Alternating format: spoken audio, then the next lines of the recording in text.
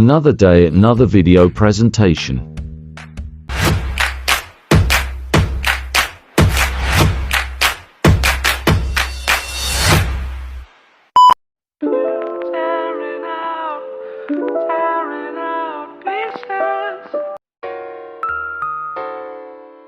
Hi guys! For today's video, we're going to talk about the safety precautions in aquatic activities. Well, I know naman na some of you already know about this water activities like snorkeling, scuba diving, and canoeing or kayaking. These water activities are totally fun and exciting. And you know guys, aside from that, this water workouts helps us to stay healthy and fit by increasing our endurance, agility, and strength while supporting weight loss efforts. That's why you guys should try it together with your family and friends. However, there are essential water safety precautions that we need to take to decrease the chance of injury or drowning. That's why we're here to share our knowledge with you. Kaya hindi ko na patatagalin pa, and let's get started. Hey lovies! Here am I again today to show you some tips and tricks on what to do when these problems occur when snorkeling. First, when the mask is filled with water. When the mask you're working with has a purge valve, you can just blow through your nose as long as the mask is ready. In doing so, the water will be removed from the valve and the mask will be cleared. If the mask has no purge valve, just bring your head out of the water and bring the mask forward. The opening on the bottom of the mask is created so the water can be drained. Also, when underwater, you need to also drain your mask. All you need to do is push the top part of your mask and blow through your nose. It will create an air bubble in your mask and push the water out of the ground. Second, when water is filled in the snorkels, because of the waves and splashes, the water can be pushed in the open side of your snorkel. When the water enters your snorkel, release the snorkel by blasting the snorkel to force the water out.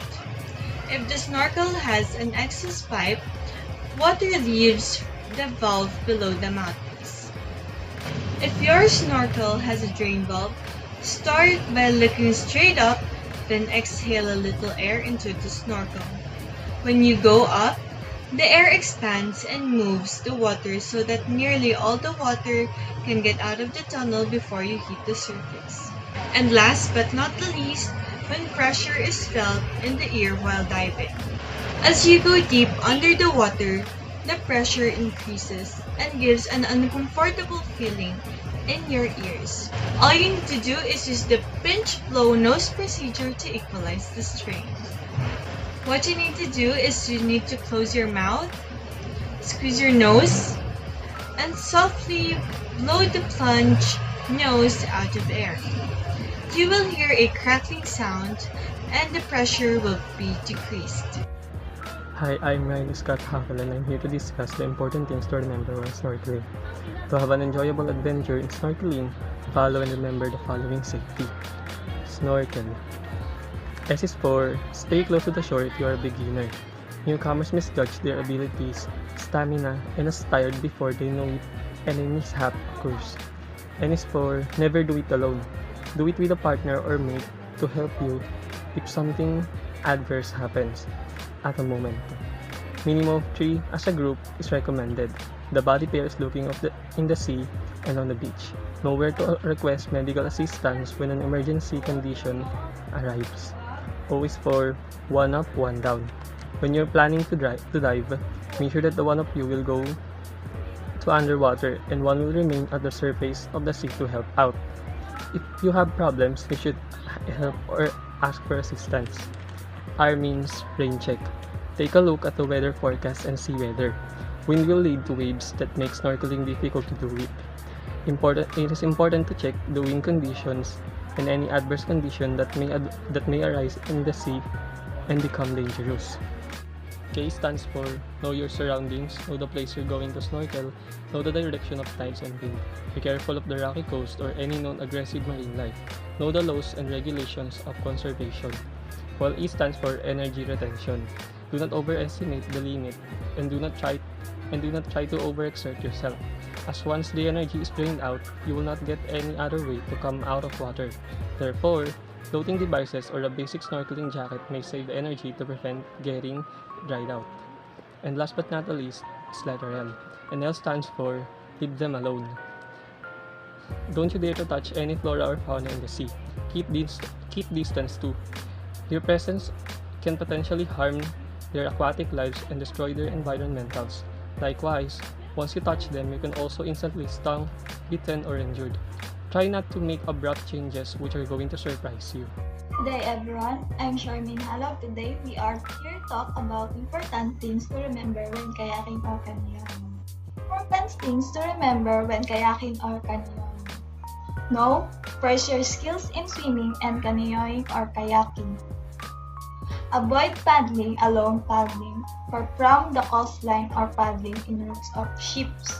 Yield to safety and know where to go in case of emergency. Always wear a personal protection device and other safety equipment. Keep hydrated as you will be under the sun. Check weather conditions. Always plan. This includes studying the river maps ahead of time. Never forget to put your things in waterproof bags. Orientation given by facilities or leader are essential. They tell you the rules and regulation and safety procedures. Listen and follow them well. Equipment should be tried and always try on new or unfamiliar things and ask questions on the proper way of using them. Safety reminders for scuba diving. The Divers Alert Network or DAN describe essential reminders, especially for new divers. Things to remember before diving. Be sure that you are fit to swim. Plan your dive depth in time and avoid your body's well-being. Choose dive to complete your abilities. Proper check appliances or equipment that you are using. Things to remember. During diving, breathe naturally all the time. Do not try to hold your breath.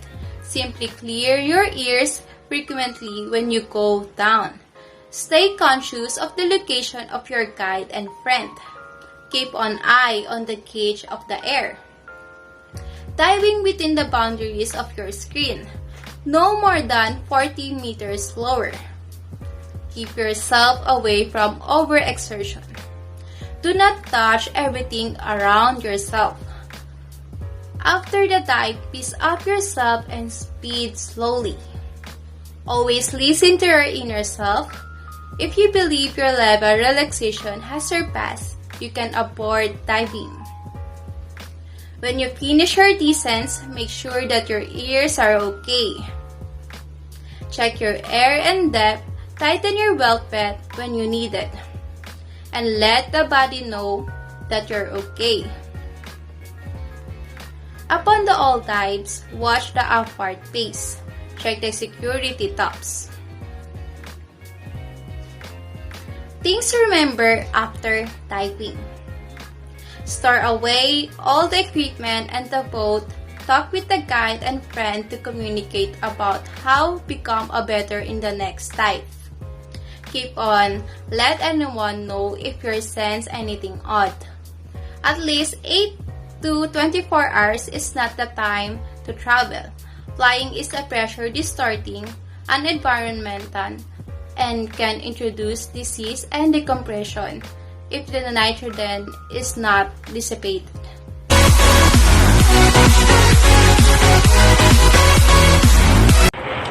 So that's the tips and reminders that you should always remember if you're interested in water activities. Thank you guys for watching the video. Don't forget to like and subscribe to our YouTube channel. Ciao, ciao, adios, bye!